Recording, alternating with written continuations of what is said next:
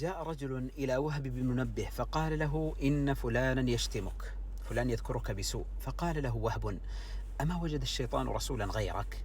يعني أنت لما نقلت إلي الكلام من فلان بأنه اغتابني أو شتمني، أنت بذلك تكون رسول الشيطان.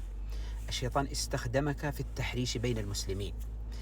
ورجل قال لرجل آخر: إن فلانا قد سبك، فقال: إنه قد رماني بسهم فلم يصبني، فما بالك أخذت هذا السهم وأتيت لتطعنني في قلبي.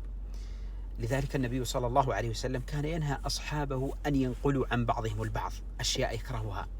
روى أبو داود أن النبي صلى الله عليه وسلم قال: لا يبلغن أحد من أصحابي عن أحد شيئا، إني أريد أن أخرج إليكم وأنا سليم الصدر.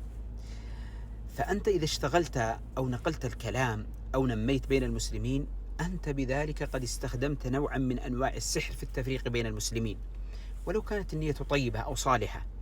لذلك ذم الله تعالى النمام فقال: هماز مشاء بنميم مناع للخير معتد أثيم عتل بعد ذلك زنيم.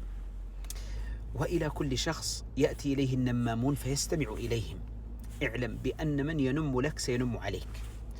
إذا كانت طبيعة الشخص النميمة ونقل الكلام بين المسلمين على جهة الإفساد بينهم، فكما أنه ينقل إليك الكلام من أجل أن يوغر صدرك على الآخرين، فإنه كذلك سينقل الكلام عنك إلى الآخرين من أجل أن يوغر صدورهم أو أن يوغر صدورهم عليك.